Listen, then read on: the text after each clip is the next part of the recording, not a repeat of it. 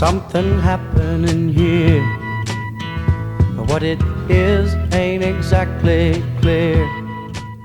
All right, guys, welcome to the Young. Let me start over again. Oh my God, I'm so tired. Okay, welcome to the Crazy Pills podcast. And what we're going to talk about today is that the end is near. Okay, and what I mean by that, it's not some doom and gloom, though it could be scary. I believe in the cryptocurrency market, real estate market, and the stock market. All three of those are about to crash at the same time, or at least pretty close to each other. Okay, so let's actually start out with cryptocurrency, because that's the one I talk about the most. That's the one I put the most amount of time in.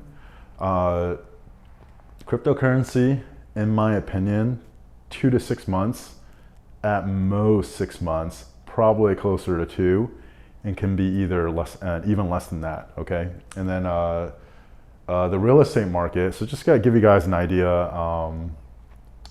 The housing market, the last time it crashed, right, the 07, 08 crash, average price across America as far as real estate drop from the top of that market was about 33%, and it took on average about 6 years for the price to reach the all-time high again.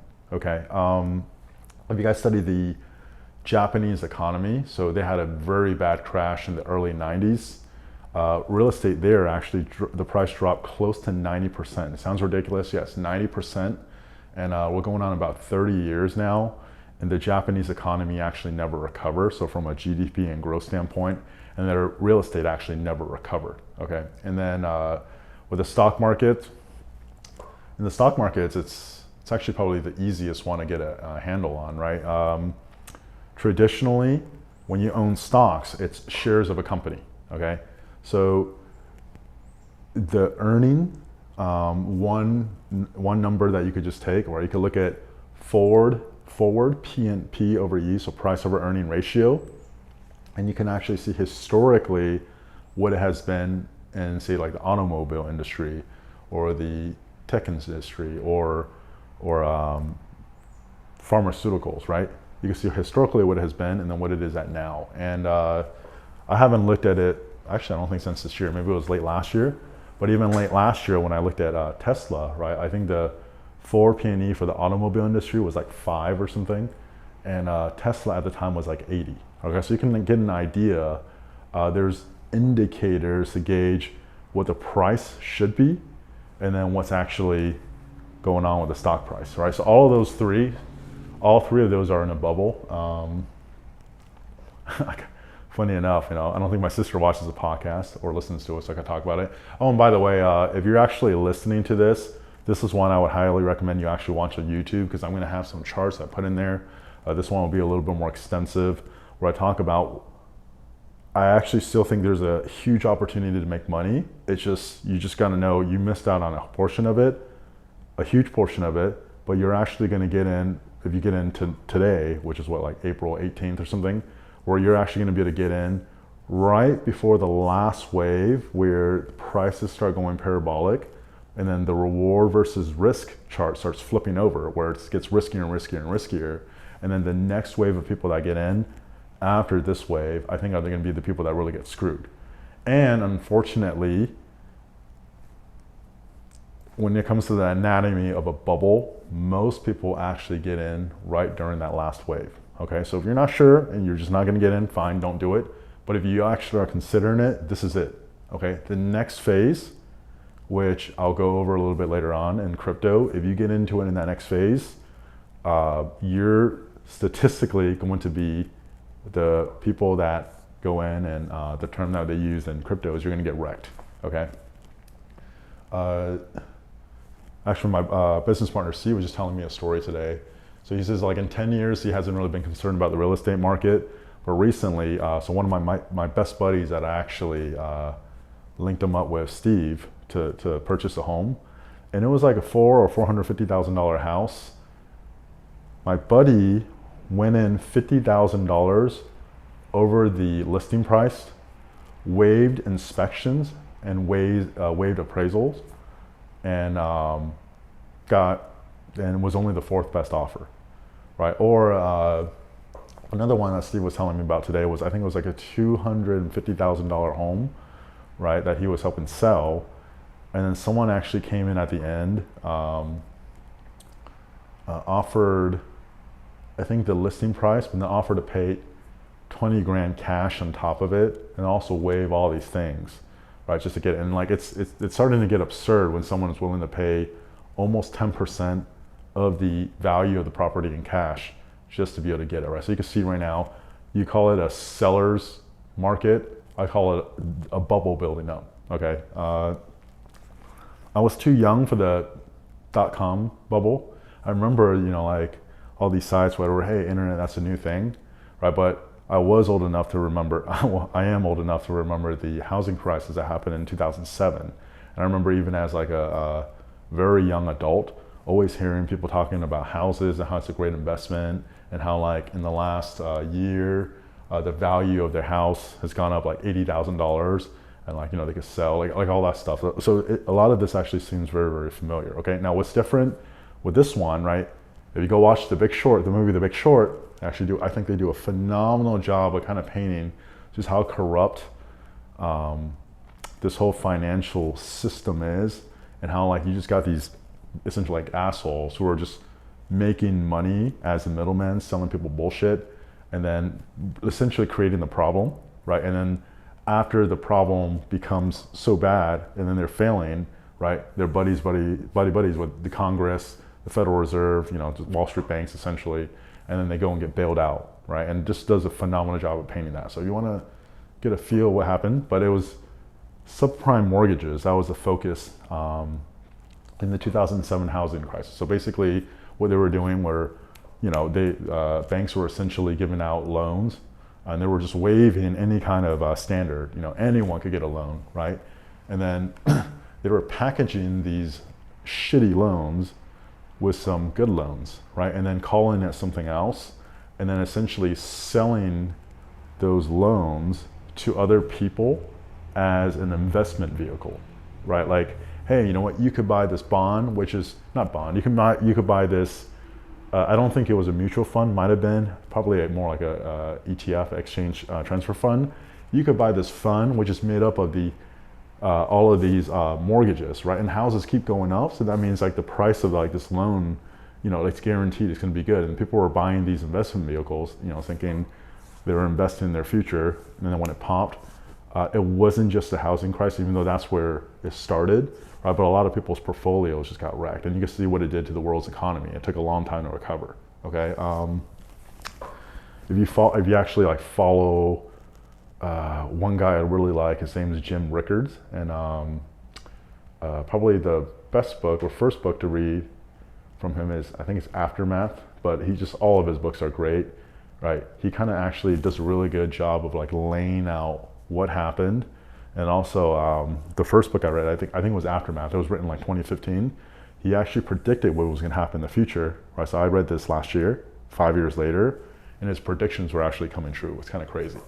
Okay, so let's actually get back into the crypto market. Okay, there's a short amount of time left, and a similar story with Steve, where he's like concerned. My sister, for the first time, actually messaged me last week and was like, "Hey, I'm kind of interested in crypto. If I got in, how much money do you think I can make?" I'm like, "Oh shit," like shit. Like when my sister is actually interested in thinking about getting in, you can see where we're moving through this cycle where. Like people, it's exciting because I've been preparing for this. We're not preparing, but just like anticipating, like this is where you're going to be able to make the most money, right? But as that happens, the risk also goes up and up and up, and it gets scary. And also some of the people recently that I helped get into crypto, right? They're a little bit more risk averse, or they've been waiting on the sidelines watching, and all of a sudden like they're willing to get in. Or there's just people that just come in and just start buying Dogecoin, right? Like the end is coming, okay? It's definitely coming. I don't think there's any way we make it to next year. I could be wrong. By the way, I'm not a financial advisor. I'm just some asshole who owns a gym. What do I know, right? I'm just a nerd that likes to study. This is almost like a hobby that I take too seriously, and I've done really well, but I am not a financial advisor. So if you are thinking about getting into crypto, right? Not like, oh, I'm gonna wait a little bit longer. Do it now, because this is the second last wave. And if you wait longer, then you're gonna be getting into the last wave, and then you're most likely gonna get screwed. If you get in now, I'm pretty confident that you're gonna at some point have the opportunity to make about 4x your money back, provided you don't do something just retarded, okay?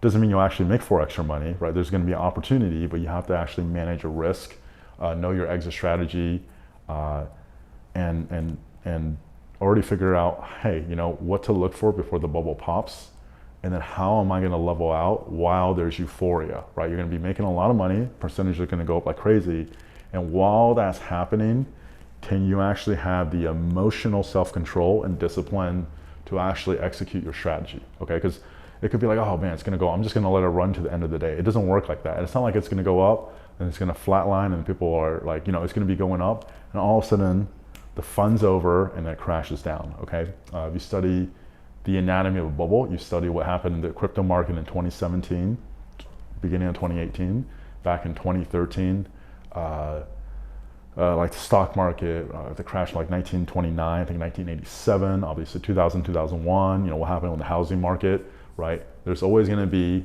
the most people FOMOing in at the end, people buying houses in 2007, people getting into crypto in a month and a half, people jumping into the stock market in 2000, like late 2008, it's like, oh my God, they're splitting stocks, which they split stocks with Tesla, right? And like, oh, it's just gonna keep going up. It doesn't, okay? And then never mind the unprecedented money printing by the government. And then also just recently all the narrative about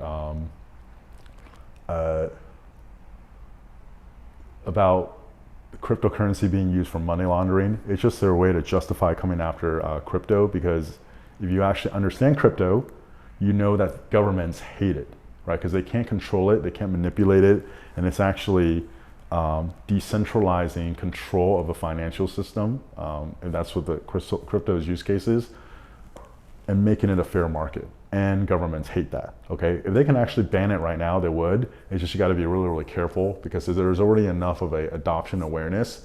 If they do it, it could potentially actually piss people off more, and the bubble, and then it can actually blow up in their face. I think that's why they have to try to build this narrative and do all this stuff. But if you actually understand the nature of what crypto is, which I'm gonna link it right here. If you're watching the YouTube video, okay, I made almost like a presentation, seminar, whatever you wanna call it, about 2 months ago. There's 3 parts. The first part was, hey, look, here's the subconscious, here's energetically, like what determines whether you can make money or not. If you don't address that, none of this other stuff matters. So you're literally wired to lose money or not be wealthy, or to actually self-sabotage, okay? So you have to actually address what's there in the underlying, you know, think like law of attraction. That's part 1. Part 2 was a quick overview on what's going on right now in the economy, okay? Here's how the economy works. Here's how the central bank works with the US government to actually manipulate the money supply and treat it like monopoly money, and then they cause inflation to actually inflate away their mistakes, but then it devalues people's purchasing power with the amount they already saved up, but they don't even realize it's a hidden tax, okay? Just the whole mechanism. And then the third part, I talk specifically about crypto, and when I'm talking about crypto, it's here's what crypto is, just so anyone can understand. Here's how to get started. Here's the projects that I'm high on long term, and here's some of the ones that I'm investing in short term, and then just what to do, okay? And then just even that one, it should give you an idea. So then if you go on the interwebs and you start watching other videos or reading stuff, you won't be led all over the place, right? Because obviously I own a gym. I think fitness is the same thing. It's not that we actually have a lack of information. It's that there's so much information. There's some false ones, there's some real ones out there. How do I discern which one's real or not? And even if I can only go with the good, real information, depending on my stage of development, there's certain information that's more relevant to me now, and then some that I shouldn't read because it will actually just confuse me, right? So what order do I actually look? And that's kind of the job of the professional, to actually help guide you or learning or growing. So you actually are getting information that's appropriate for where you're at. Okay, so if you watch that, it's called the Crazy Pill Seminar. If you're on my podcast page, it actually links to it. It'll help you get started, and it's laid out in a way where like basically beginners and newbies can get it. Okay. Other than that, I'm going to make this 2 parts. So in the next part, I'm actually going to talk about exit strategy. So what I'm actually looking for when the bubble pops, my personal strategy, what I plan on doing, where do I think there's opportunity, where do I think people maybe will want to go that I think is actually a bad idea.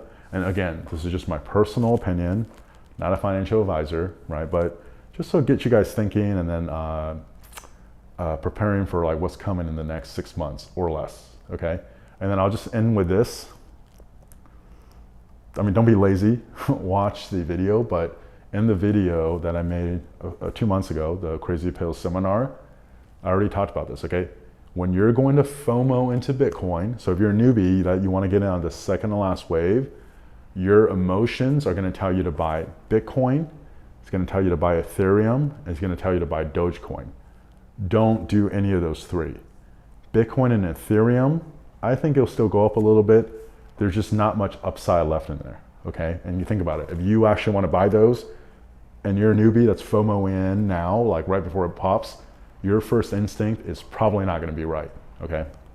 Now, I think I explained more why not to get into it, but just there's not much upside. There's a bunch of other cryptos that have way more upside that you're not going to do, okay? Now, Dogecoin, it's a meme coin. It's a joke, right? And it's prone to pump and dumps. Go online, type in Dogecoin crypto price. Just look at its price action over the last like 3 years. You can see how it kind of goes up, then it comes down, it kind of goes sideways, up, down, and sideways, okay? It literally gets a pump, but it's a meme coin that's not actually being used. It's fun, right? There's a community of people on Reddit that like it because it's still relatively cheap, right? It's like, oh, whatever. What's the point of throwing like $200 into it and having, I don't know, 800 or 1,000 Dogecoin? I don't even know what the price is right now, right? Just like if you get in, don't get into Dogecoin. And also, don't buy it on PayPal or Robinhood, okay? PayPal and Robinhood, I think for a while, they were actually, you could buy a fund that's pegged to Bitcoin. So basically they're saying they bought Bitcoin, and then this fund that they have is gonna go up and down with Bitcoin. I think you technically actually own the crypto now on PayPal and Robinhood, and you can't actually transfer it into your own wallet, right? That is shady as hell. The whole point of crypto is that you can self-custody. If there's a cryptocurrency, say like Bitcoin, that everyone else can self-custody or store on the exchange, and you can't actually move it off of Robinhood or PayPal, you can either buy, hold, let it go up, or you can only sell on that platform. There's something really, really shady going on, okay? So don't buy it on PayPal, don't buy it on Robinhood or any other app that's not an actual crypto exchange. If you need a crypto exchange, I talked about in the seminar, I would recommend using crypto.com. And then also, don't buy Bitcoin, Ethereum, or Dogecoin, please. Like honestly, almost like anything else, I'm pretty confident if you buy in and just hold, there'll be an opportunity, if you're smart with your exit strategy, to make 400% from what you put in now, okay? But if you buy one of those, no, it's not gonna move enough, in my opinion, okay? So that's it. Thanks for watching. In the next part, I'll actually talk about my exit strategy for what to look for, signs that I think you should definitely look for before this the top comes in, where everything pops, and how when that drops, right, up until this point, everyone, whenever it corrects, it can even be a 30 or 40% correction. Or I think when it dips, I've been telling people to either buy into the dip or just hold. But when the top comes in, you thinking just another dip or a correction, you're gonna hold, then and then it's gonna go up and it's gonna drop even further. And then that's when sometimes people will hold thinking they're going to hold through it. Sometimes they're going to panic sell. And then when it actually dips and then it starts going up again, like, oh shit, like I'm actually going to buy into a lower price. They'll buy in and it drops lower. Okay. Once the top is in, you are not going to be able to swing trade and make money, or at least 99% plus of the people, for another, I think it will actually be shorter than a 4-year cycle, but I think for like at least another year, 8 months to a year, maybe longer, because I think we're actually right on the verge of adoption. And then with what the government is doing with the monetary supply, I think that actually accelerated that. But like, it's not something that you're going to actually be able to swing trade out of. Okay, so that you have to look forward to that. I'll probably put that out in a few days, but that'll actually be the exit strategy. Okay, so thanks for watching or listening. And if you are listening, I highly recommend you watch, because I'm actually going to put charts and stuff into this video that will actually help explain a lot of what I'm talking about more.